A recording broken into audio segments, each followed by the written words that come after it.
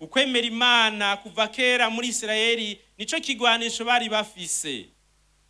Ibihugu byinshi vyamye vyambaza Imana mu bihe bigoye, kandi Imana yamye batabara. Bimwe turabishoma muri Bibiliya, ibindi tukavyumva muri kahise kavuba.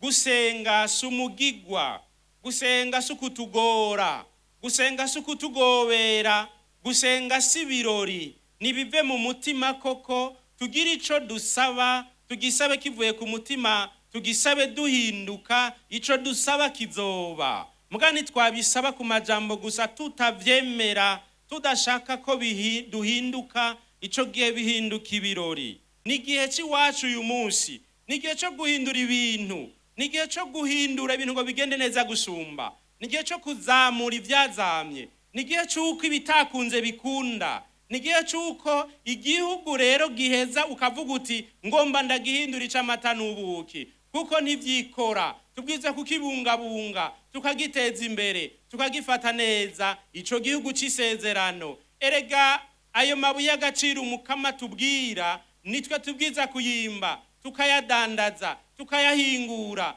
tukayahereza murundi kwisahani kugira bishikeyo. Hari umuntu abwirizwa gukora. None nihagera hasigaye imyaka 14 tugashika mu 2040, ni 14 gusa, nituzomara kandi vyaratanguye.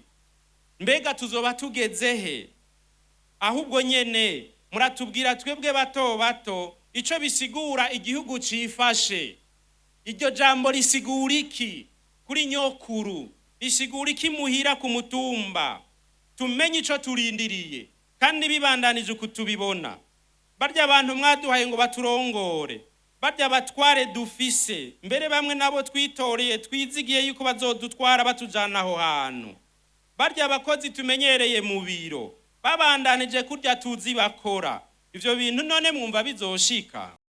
Mukuri ngo twubake igihugu c'amata n'ubuki. Dukore mukuri twubake igihugu c'amata n'ubuki. Ngiri jambo ngiye gushimikirako muri kano kanya. Jambo ry'Imana twumvise turisanga kwa Matayo kigabane ca 25 kuva ku murongo wa 14 gushika kwa 30. Nyene cubahiro mu gihugu cacu c'u Burundi n'umutambukanyi wanyu. Ubahwa mwese bene cubahiro mujejwe amabanga hambaye mu nzego nkuru z'igihugu. Mwebwe mwese mwemera Imana mukuraniye hano muri kino gisabisho, tugire Kristu. Tugire Kristu. Imana se Umukama wacu Yezu Kristu nihezagirwe, yo yaduhaye gusubira gukoranira hano mu mpera z'umwaka ngo twikengurukire ku vyiza vyinshi twagabanye, tuyisaba imbabazi no kuvyo tutaranguye neza, tongere tuyihereze uyu mwaka ugiye gutangura. Ivyo Umukama yatugiriye n'agatangaza, turi mu kanyamuneza. Ico gituma dushaka gushima bivuye ku mutima. Naho tutigenjeje neza, Imana ntiyadukuye kwijisho, ahubwo iduhaye guheza umwaka turi bazima. Itwongeye umwanya ngo twinagure, itwongeye iminsi ngo twisubireko, itwongeye kubaho ngo twige kubana, yatwongeye ijambo ngo twige kumviriza abandi. Uwo mwaka kuri benshi wabaye mushasha, na cane cane ku ndongozi zacu zivyagiye ngaha. Wabaye mushasha ubona ko hana amatora yatayemwo, maze benshi bagashimwa canke bagasubira gushimwa, bagashingwa amabanga mashasha, bagashirwa mu bindi bibanza kugira ngo bazamure ivyo biba vyarazamye, bateragire bimere, bavomere binage, babinagure, natwe abene gihugu turonka amata n'ubuki. Si ivy'abantu ni Imana ibigira, ko kuva na kera niyo yamanye umugambi ku bana bayo. Aha Uburundi n'ubw'Imana, niyo ibufitiye umugambi. Kumwe ko abanyisirayeli Imana yarangurira umuhango yemere kuva na kera basekuru babo. Dusozera uyu mwaka turiko turinjira mu mugambi muremure w'igihugu, udusaba kuraramura amaso, tukaraba kure, tukiyumvira n'abataravuka. Turaheza twibaze muri kino cigwa ko twiteguye koko gukomera muri uwo mugambi. Imana itwemera kutwinjiza mu gihugu ciza, c'imigezi, amasoko n'amariba y'amazi yiburuka mu mibande no mu misozi, igihugu c'ingano n'amasaka, imizabibu n'imitenahi, imirimoni, igihugu c'amavuta y'imizeti n'ubuki, igihugu bazofunguramwo ivyo kurya atawubibagerera, igihugu atana kimwe kizobura, igihugu kirimwo amabuye y'ubutare n'imisozi tuzokwimburamwo umujumpu, ngo bazofungura bahage, bahezagira umukama Imana yabo kubera igihugu ciza yabahaye. Ico gihugu dutegerezwa kugikorera kuko yaduhaye ingabirano dukeneye kugira ngo tugiteze imbere. Muzere muri kino kiyago dushimikire kuri ano majambo atatu. Ubwa mbere, ico Imana yemereye igihugu c'Isirayeli. Ubwa kabiri, ibisabwa kugira ngo winjire uragame muri ico gihugu c'isezerano. Ubwa gatatu, ico twokora kugira ngo turambire mu mahoro mu gihugu ciza ngaha i Burundi. Ubwa mbere, ico Imana yemereye abanyisirayeli aho yabemereye igihugu c'isezerano. Bavukanyi, dutangure turabire hamwe ibiranga igihugu c'isezerano. Imana yemereye igihugu ca Kanahani abanyisirayeli nk'igihugu ciza cane, igihugu c'amata n'ubuki. Bimwe bimwe twokwibutsa dusanga mu ijambo ry'Imana biranga ico gihugu ni nk'ibi.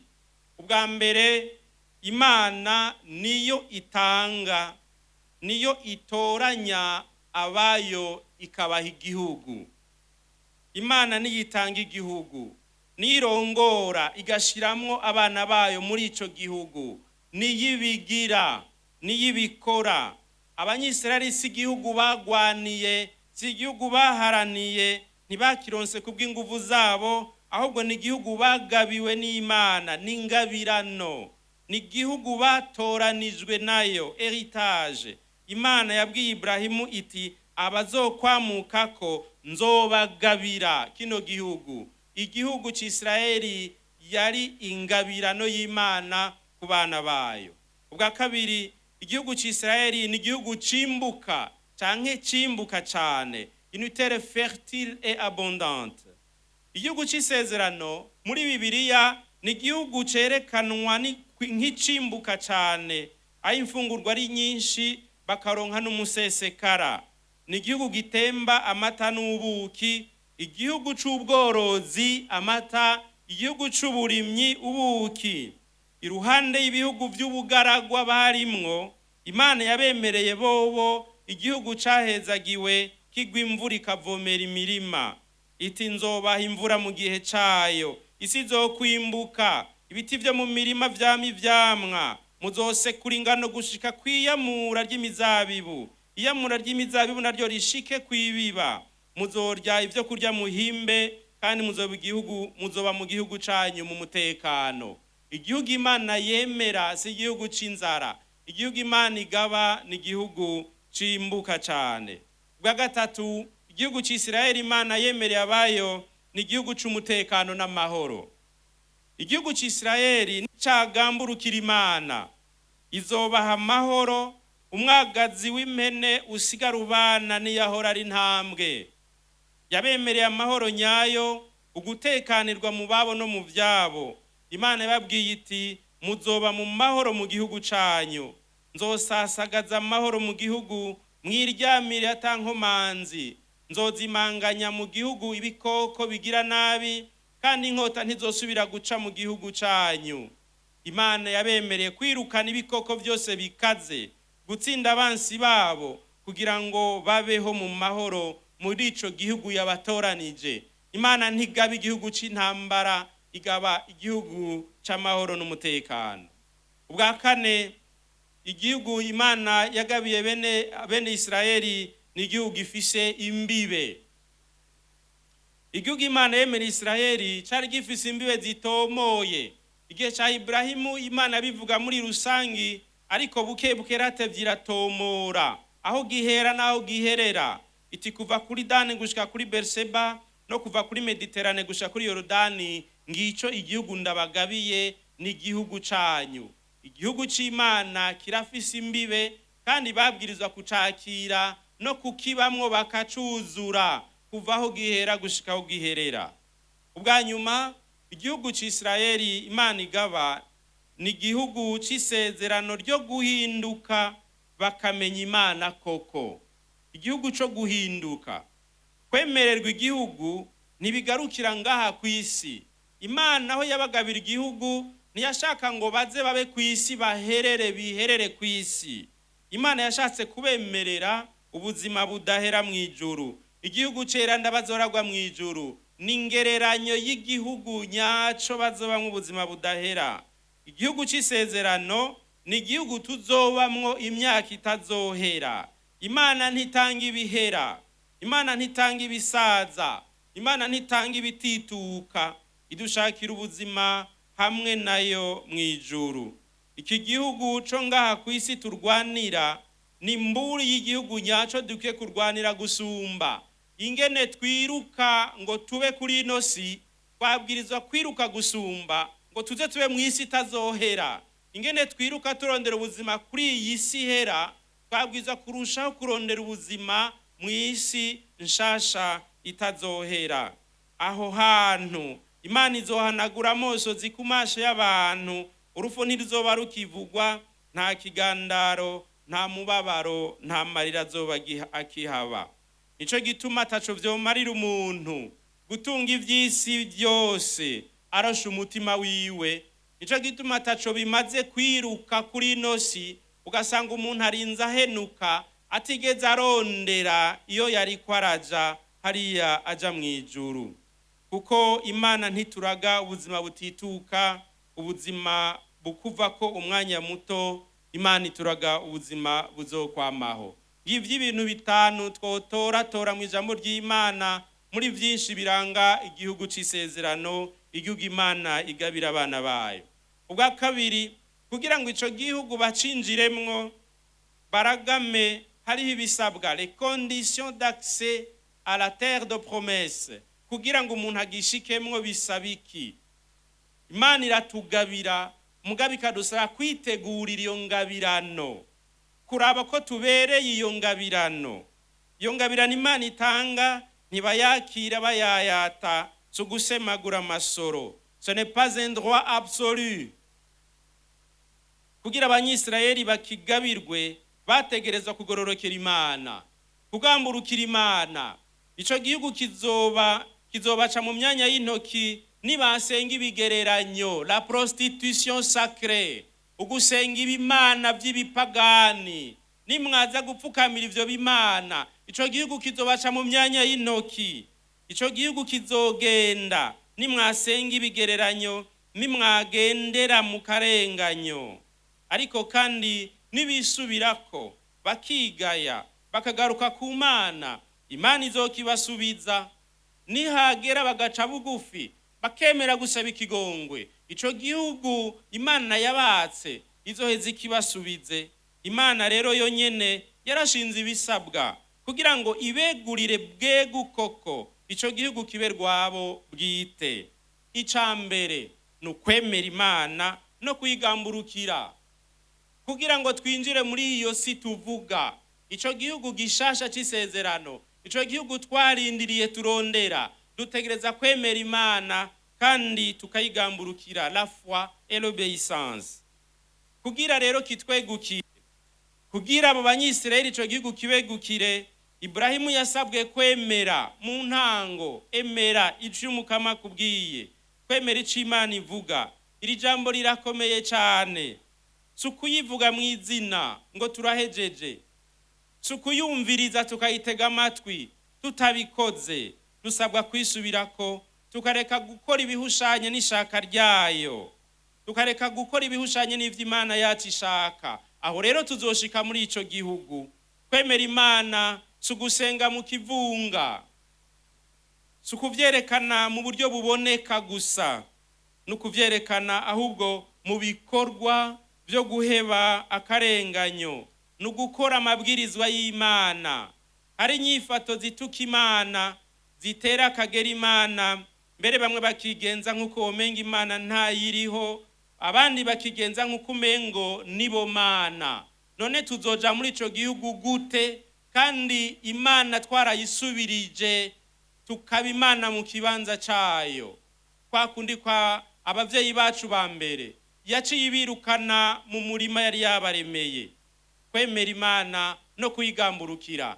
Mbega abarundi turemera Imana koko? Mbega abarundi turemera Imana mu buryo tubayeho?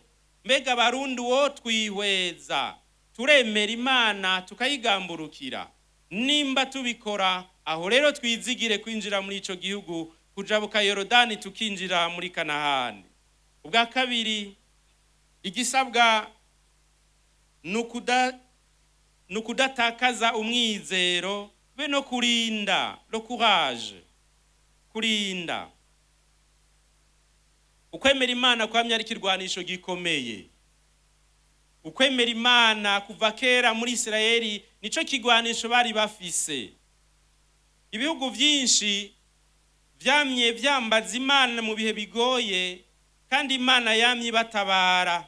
Bimwe turabisoma muri Bibiliya, ibindi tukavyumva muri kahise kavuba. Gusenga sumugigwa, gusenga sukutugora, gusenga sukutugobera, gusenga sibirori. Nibive mu mutima koko, tugira ico dusaba, tugisabe kivuye ku mutima, tugisabe duhinduka, ico dusaba kizoba. Mugani twabisaba ku majambo gusa tutavyemera, tudashaka ko duhinduka, ico gihe bihinduka ibirori. Ininiva barasenze, barambara amagunira, barasondesha n'ibitungwa, basaba Imana ngo ibagire ikigongwe. Igihugu carakize, kandi babigize igihugu cyose bivuye ku mutima, maze igihugu kirakira. Yerusalemu vyagenze uko, basagirijwe n'abansi, bagasenga bivuye ku mutima, igihugu kigakira. Bivuye ku mutima, igihugu kigakira. Hariho igisagara citwa Rennes mu Bufaransa, 1357 vyagenze uko nyene. Igisagara Imana irakirokora kubera cose caviri hasi rimwe kigasenga. Igihugu ca Lyon mu Bufaransa amajepfo, nuno munsi baracibuka ico gihe. Hari mu 1643 hateye akaranda kariho karamara abantu, kivira hasi rimwe igisagara. Barasenga barambaza umuvyeyi Bikira Mariya, bati dutabare turahonye. Igisagara carakize kuko baviri hasi rimwe, bose bagasenga. Imana iraheza irumviriza amaborogo yabo. Igisagara ca Dunkerque mu Budagi vyagenze uko nyene. Eka na bimwe bita la chute du mur de Berlin burya vyagenze uko nyene. Habaye igisabisho gikomeye, abantu basenga ijoro n'umutaga, Imana iheze bakora ico gitangaro. Ugusenga kw'igihugu mu bibazo yarabaye kuvana kera. Inyishu y'ibihugu vyemera Imana bivuye ku mutima. None mu gihe kigoye, kurya igihugu cagurukira rimwe kigasenga, kandi Imana ikabibona ikabikora, nuno munsi birakunda. Inyifato dusanga aho hantu hose bahuriyeko, mu ivyo bisagara vyose inyifato bahuriyeko, tubisomye muri kahise ni zitatu. Ubwa mbere ni ukwemera Imana mukuri. Abo bantu ntibabigira nk'ibirori, babigira kuko bavyemera mu mutima wabo.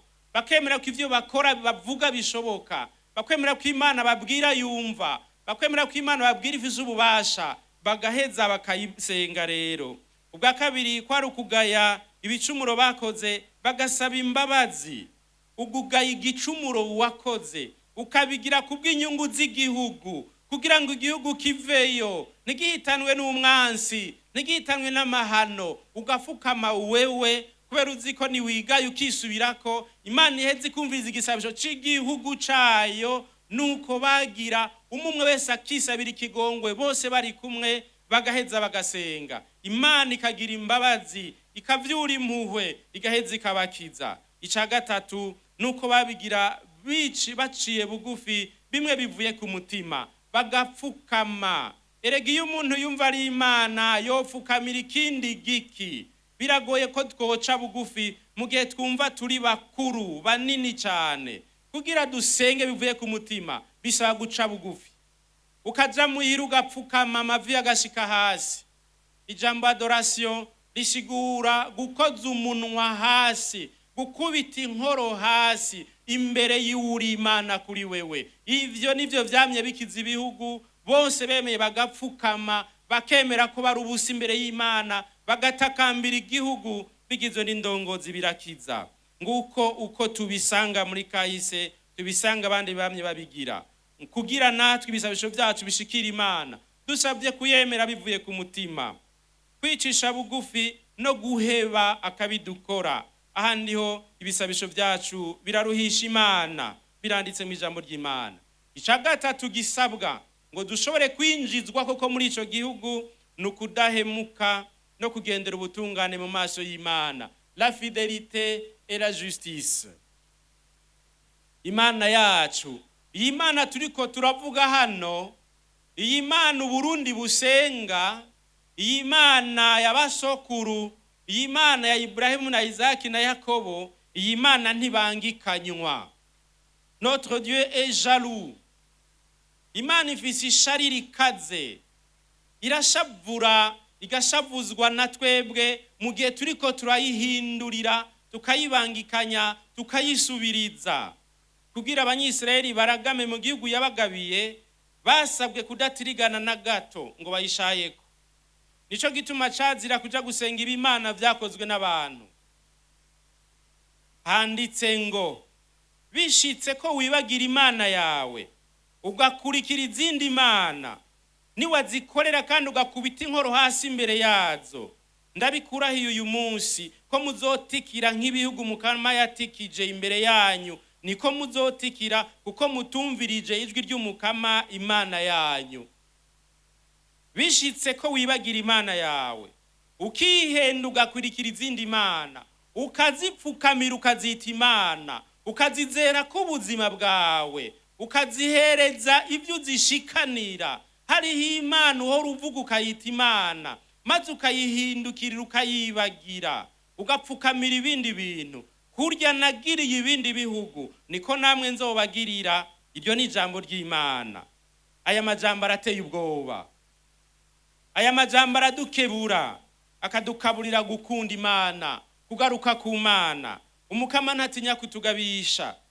Abantu nibatagendera ubutungane, abantu nibarenganya bato bato, nibasenga ibigirwamana, ngo isi izobasuka hanze, la terre va vous vomir, niko handitse mu ijambo ry'Imana. Ico gihugu nzobaha kizobata hanze co nyene, nimwarenganya bato bato, nimwibagira ko ndi Imana yanyu. Kucinjiramwo rero bisaba kwitegura cane, bisaba kwisubirako, bisaba kwemera guhinduka, tukaba abandi tukaba bashasha. Ubugira kane mu bisabwa nukwigaya no kugaruka ku Mana. Bavukanyi, igihe cyose igihugu carenga ku masezerano, Imana ntiyabihanganiye, ahubwo yarabirukanye. Kugira bakigarukemwo, bamye bakubita inkoro hasi, bakemanga kabi, bakemera ko bacumuye, bagasaba ikigongwe, bakagaruka ku Mana. La terre n'est pas un droit absolu, mais un don lié à la relation avec Dieu. Ico gihugu kivana n'imigenderanire ufitaniye n'Imana, kivana n'ingene ubayeho nk'uwemera Imana. Kugira Imana ikitugabire, bya bindi byose twumva bibe gwacu, bivana n'imigenderanire dufitanye nayo, la relation avec Dieu. Abarundi tutigaye, tutikubisa gashi, tutuguruye amaso ngo tubone, twita ikibi ikibi, twita akarenganyo akarenganyo, ivy'abandi tuvyite ivy'abandi, tutabihevye ngo turabe kure, ivyo dukora byose bizotujana. Ico gihugu tugabirwa n'Imana dusange turiko turagisambura. Hariho impinduka zikenewe, hari impinduka zikenewe ku muntu umwe wese, kuva hasi gushika hejuru. Tugomba twinjire muri ico gihugu ca Kanahani, tugomba tujabuke Yorodani, mugabo hariho ibisabwa kugira ngo tuze turagame muri ubwo buzima bushasha, muri ico gihugu gishasha. Erega si bose bacinjiyemwo, erega si bose bashitse muri Kanahani. Tubwirizwa kuraba ko tubikwiye. Igice ca gatatu arico ca nyuma, mbega twokora iki kugira ngo turambire mu mahoro mu gihugu tugabirwa n'Umukama? Twokora iki twebwe ngahi wacu duheje kumva abanyisirayeli ivyo basabwa? Bavukanyi, nkuko tuvyumvise mu ijambo ryayo, mbere nejo twavyumvise mu gisabisho c'inkuka y'imisa catwinjije muri kino kiringo. Ukumenya Imana si iciyumviro, ukumenya Imana si amajambo, ukumenya Imana si ibirori. Kuba twarashize Imana imbere twiyemeje vyinshi, dusabwa kubigendera bigaheza bikagaragara mu buzima bwacu. Turahiriwe ko dufise indongozi zemera ko Imana iriho, iyo ni intango. Zemera ko Imana ari Imana, ni intango ikomeye cyane. La première condition, la foi, kwemera ko Imana iriho. Nimba rero Imana iriho kandi ikaba ari Imana, bisigura iki kuri jewe? Kumbura ikibazo nyamukuru gihera ngaho. Nimba Imana iriho kandi ikaba ari Imana igaba byose, nkaba ndi umuntu muto y'ikiremwa imbere y'Imana, none kuva ubwo nca ndavyifatamwo gute nimba Imana ari Imana? Twebwe ngaho i Burundi rero, iki gihugu cacu biraboneka ko gikeneye impinduka mu buryo tubayeho, mu buryo dukora, ariko cyane cyane ni mu buryo twiyumvira kubu na kazoza. Ingene dutegera ivyubu, ingene twiyumvira kazoza, n'ingene tubaho ku munsi hari impinduka zikenewe cyane. Birabereye ko twohagarara tukaraba ko turi ku murongo wo, ko turi ko tujaho. Hari habiruka cyane bagakoresha n'uburyo bwinshi baja hatariho, bagakora cyane batujana hatariho. Birabereye rimwe ko umuntu ahagarara akaraba ko ari kwibarabara ryiza, ko ari kwibarabara ryo, ko ari kaja bukuruzi rwo, ko ari ko atujana mu gihugu co, na cyane iyo uri imbere y'abandi. Haro byinshi twamenyereye bikwiye guhinduka. Turakeneye changement de mentalité, changement d'attitude, changement de comportement. Ko twinje mu mbona kazoza nshasha, mwebwe mufise ijambo, mwebwe muturi imbere, mwebwe mushasha y'ibibanza y'amadekre yasohotse nuko mwebwe mutabimenya, ku ma WhatsApp ama message mukama na attention umuntu ashiramwe mu kuderura liste, kandi yurimwo kubisanzwe ububizi, mugabo ugasanga umuntu araba ko yohava yisangamwo par hasard, ukabona yuko ari ikintu gihangayikishije umuntu, mbere na tension ikaduga. Ako hantu murahibuka, tugashashara ibibanza, tugashima kudugaho turamutswa neza kandi na benshi. Mwebwe muri ko mukora ibiharuro by'ico muzokuramwo mu myaka runaka, tudashitsi yo tuja. Abarundi bazobagiriza ko mwabahemukiye, kwatacu mwabafashije igihe mwari muhari. Igihe muhari nubu haheruka gusohoka makete menshi cyane, ingingo zishinga ibibanza n'ababikoramwo byinshi cyane. Buryo urya n'umuzigo, mbere novuga nti namagogwa, kuko abantu baguhanze amaso n'igihugu kinini cyane. Umuntu yovuga ati ndagowe kubera ejo l'histoire vous demandera compte. Ejo bazovuga bati ninde yarahari, ninde yarabijejwe, ninde yategerezwa kubikora. Igihe duhari nitwe duhari, nta wundi ahari. Ivyo tujejwe nta wundi yobikora. Hari abandi bobishobora mugabo batabijejwe, naho babishoboye ntavyo bazoza gukora kuko sibo bahari. Nimba uhari ntubikore uhombeje igihugu cose. Nimba uhari ukabikora nabi barabibona, biraboneka, mugabo nta kundi bari bugire, kuko ntibokubwira ngo mbisa ndabikore, ubwo bubasha ntabwo bafise. Igihe rero kirahera, igihe niwe uhari. Atacu umuntu akoze abacumuye kuri abo bantu bose yokoreye. C'est notre tour. None rero mu gusozera bimwe twokora kugira ngo ico gihugu kibe koko gishasha. Mbere novuga nti si changement gusa, novuga nti ni revolution, no guhindura mu mpande zose, kuva hasi gushika hejuru. Ubwa mbere twiyumvira igihugu, tureke kwiyumvira twebwe n'imiryango yacu. Iyo mpinduka ndazi kwitoroshe. Twiyumvira igihugu, dufatire ku gihugu, référence pays, famille moi dufute, référence pays. Niko ibindi bihugu byateye imbere. niko ibindi bihugu byateye imbere. Ubwa mbere igihugu, jewe mboneramwo, je nziramwo, je ndonkeramwo. Ubwa mbere igihugu. Duhagarike gukorera imiryango, dukorera igihugu. Passons d'une logique de survie individuelle ou familiale à une logique de développement national. Ako kantu ntikarafata mu Burundi. Ikibanza cyose kirimo umuntu mu ndinganizo y'igihugu ntibakimushizemwo kubera impuhwe bamufitiye ngo abeho. Si kubw'urukundo bamufitiye ngo abeho, ni kubw'urukundo bafitiye igihugu, ni kugira akorera igihugu.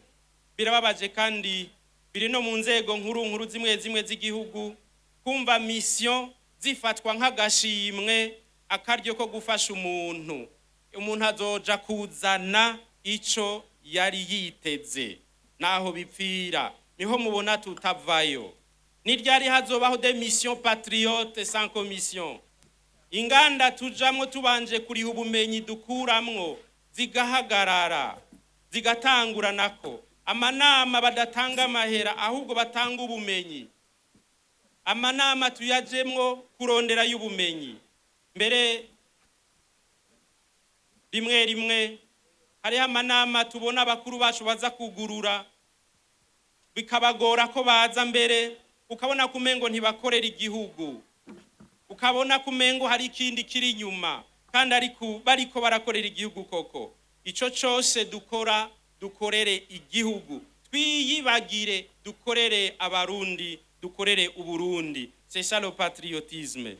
Ico cyose dufise, ico cyose dukora, ico cyose tubitse, ico cyose twubatse tukibone nk'intererano yo kubaka igihugu. N'ivyo dufise mu mufuko tubitegere nk'ivyubaka igihugu, atari ivyubaka twebwe gusa. Ubwa kabiri, tugororoke mu vyo dukora, travail honnête. Mu Burundi muri rusangi nka twese dukora ngo tubeho, nka twese turiyungunganya. Mu gihe bose bahindukiriye kwikorera ivyabo, muraba urugero rwo kwikorera ivyacu uko rungana, hacabura abakorera guteza imbere igihugu. Il y a un conflit entre le travail comme moyen de subsistance et le travail comme base de développement.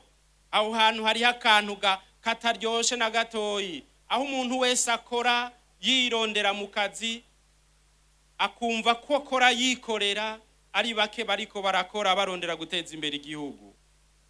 Harageze ko mu nzego zose dukomeza la karite, hagatangwa n'ubushimwe kuva hasi, hagahagarikwa birondera, tugateza imbere akazi gakozwe neza, n'ababikorera utwabo bakabikora neza, n'abirimizi bakagomba gutera imbere. Abo bose bariyungunganya ngo biteze imbere, na cane cane ugwaruka bakabikora atari kugira ngo baronka amahera, bakaberuka ari kugira ngo bateze imbere igihugu, kuko ntibisa na gatoyi. Mu mutwe kuri bamwe ibiri yose ivyo. Ingene dutegera akazi n'ingene bamwe bagakora ntibituma tugira aho dushitse. Abakoresha bo tuja imbere. Ubwa gatatu, gukora tukareka gutega amashi. Hariho benshi na cane mu mihana iwacu, benshi baraba hanze, baguma biteze urwego rwo hejuru ko ruzoza kubafasha ku mitumba, kubibakorera. Tugomba twiteze imfashanyo izana na hanze y'urugo, hanze y'umutumba, hanze ya zone, hanze ya komine. Kandi Imana yaduhaye igihugu ciza gitemba amata n'ubuki, none turindiriye nde? Ahubwo twese twokwiyungunganya iwacu kugira ngo duteze imbere ingo, imitumba, amazone, amakomine, aho nyene tutarindiriye abandi bazoza, maze bikaba ingendo ya bose. Ico gihugu kizoba vy'ukuri igihugu c'amata n'ubuki. Ubwa kane, kuva mu vyakera tugatera imbere. Abarundi turatinya guhindura ibintu, mbere bamwe bagafasha ngo ntibihinduke, bakabijamo ngo bigume uko vyamye. Isigeze kure, ariko kenshi turacari twege mu vyakera. Birakenewe gufata risque calculée, gutimba umuntu agatera imbere, akabiharura. Koresha ubu buhinga bushasha, tuve mu vyakera, twiyumvira ingene twokora vya bindi gusumba neza mu mwanya muto, ku buryo buke, bikazana vyiza gusumba bwa mbere. Dukoresha ubuhinga bwa none kuko buzodufasha cane kongereza umwimbu. Ica gatanu, discipline mu gihugu c'isezerano. bavukanyi, kugira ngo imbona kazoza ntibura uririmbo ruhera haje rushasha, birakenewe gushika ku kazi ku isaha no gutaha ku isaha. Burya ntahari akagwara abaganga bataratubwira ico kavako. Gushika ku kazi ku isaha no kukavako hageze, kugataha ku isaha. Birarebereye kureka kwicara atacukora canke wikorera utwawe, hasi novuga amatelefone ingene asigaye yaradutwaye akazi tukakabika. Kureka kuza kugurura amanama umunsi ugeze hagati.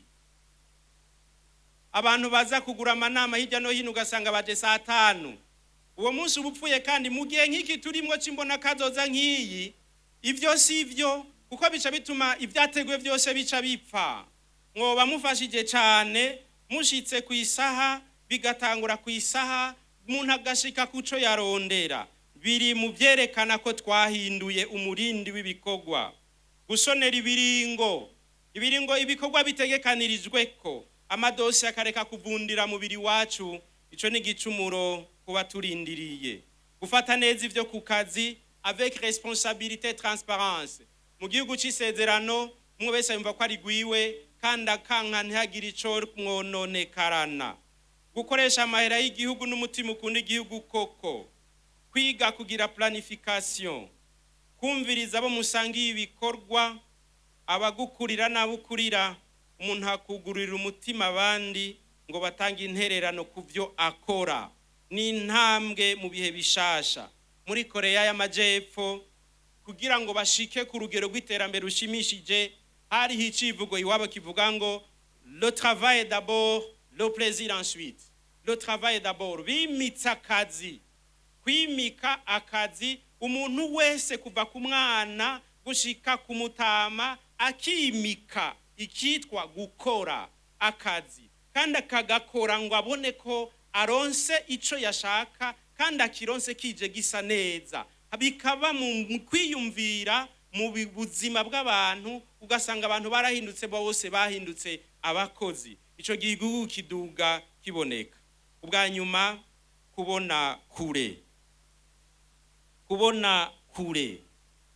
Ayiwacu uravye uko turiko turagenda, uko twiruka ngo tubeho, uko turiko turakora, umengo tuja hafi. Ubonye ingene abantu bakora ukabihweza wiyumvira kugene bakora, urabona yuko arabiruka bataja kure cyane. Kuko iyo baja kure ntibari gukora uko bariko barakora. Iyo abatuja mu kiringo c'imyaka 50 imbere yacu, iyo abitongo naryiyumvira mu myaka 50 iri imbere ingene izo baringana, iyo abaho nkorera nahiyumvira ingene myaka 50 hazoba hameze nkavyumvira ubu, uko nkora ubu siko nokora. Nico gituma habaho vision, bituma ture kuri kubu, idufashe kubona kure, maze umuntu ategurira bazoza aho bazoshikira. Ibihugu tuzi vyavuye hasi mu mwanya muto bigatera imbere, hari habaye impinduka mu mutwe w'abarongozi n'abene gihugu bose, bakaraba kure bariko baraja. Kwiyumvira ufatiye kuri manda bisubiza inyuma igihugu. Nta vision ifatiye kuri manda ibaho. Birakwiye gufudika mu mutwe. Umuntu amaze gushikira ubutumwa ibikorwa, agaca akora rero akorera imyaka myinshi iri imbere yiwe, agashinga imigambi ifise izoboneka, izoranguka nyezina, ikazoranguka bwa nyuma muri ya myaka myinshi. Umuntu akagenda bukebuke. Bisaba ko hose haba imigambi miremire y'imyaka 10, 20, 30 mu mpande zose z'igihugu. Ugahimbagwa no gutegura uko abandi bazobandanya we uhavuye, aho bazobandaniriza, bakaza bandaniza aho uzobugeze, ukabasigira ikivi, bakazobandanirizaho ukivi kija kure, atari kivi kivuga ngo ndahejeje. Tukabahisemo, tukabasigira n'intumbero. Dutegekanye kubaka uyu munsi amazu, dutegekanye kubaka ibisagara, kubaka amabarabara, kugira amaprogramme scolaire universitaire, amavuriro tubona tuzoba dukeneye mu myaka 30 iri imbere. Tuvyiyumvira ubu, tubitangura ubu, nkuko bizoranguka bazoba bakeneye mu myaka 30 iri imbere. Turabe ntitugwe mu mutego wa resultat immédiat, ibihugu ntibitera imbere uko. Burya gushikira vision ni igikorwa cyo kwamiza ko, ni igikorwa ca bose, kandi ni igikorwa c'abazi kurindira. C'est un effort constant, collectif et patient. Twiyumvirire abana bacu bagikura, dutegurire abana bataravuka aho bazigira, aho bazovurizwa, aho bazogendeshereza imodoka zabo, baze basange twarabateguriye byose, nabo babashe gutegurira abuzukuru babo niyo baba bakiri bariho. Iryo niryo terambere nyaryo, nico vision ifasha. Mu gusozera, nyenicubahiro mukuru w'igihugu cacu, benicubahiro mwese, beniteka bubahwa mwese, turiko turakengurukira Imana muri no misi 3 kuri no mwaka tumaze, kandi ijambo ry'Imana turiko turazirikana riradufasha cyane ngo twinjire muri ico gihugu ciza gishasha. Hari byinshi twabonye twagaye uyu mwaka, umwe wese yisuzumye arabibona, kuko twese turi bantamagara. Hariho kandi byinshi byiza twaranguye, hariho nibindi tubona tugiye kurangura muri uyu mwaka uza. Iri jambo ry'Imana turiko turazirikana niritwinjize koko mu gihe gishasha, mu gihe cyo guhinduka, maze kino gisabisho iyi misi 3 izitumwe wese atahanye ijambo rishasha ati kingiye kugihindura kugira ngo nshikane abo ndongoye, shikane abanyiteze kw'ijambo muri ico gihugu c'isezerano. Naho ibintu bimeze uko biri, turashobora guhindura, turashobora guhinduka, tugahindura ibintu, maze n'abatubona bakatwigana bagahinduka. Umwera nuvi wanyu ukwira igihugu cyose. Tureke kubera intambamyi benshi bita ku rutare ngo twinjire muri ico gihugu c'isezerano. Erega bariho benshi bavunika ngo tube turukuturi. Rega hariho benshi barara barakora kugira ngo ibintu bimeze uko bimeze. None muze twifatanye nabo, dukore, dufashanye twese ngo igihugu cacu kibe ciza kuko gusumba. Tureke kumira ku migenzo mibi, tureke kubana yadukora ivyo conscience yacu tubwira ko ari bibi, kandi twumva ko bose babigaye. Tureke kurya indya y'umugayo, iciza nico kwamaho. Kora ku buryo tuzokwama twibuka, tukwibuka dushima. Gerageza utere mu mutima w'abagukikuje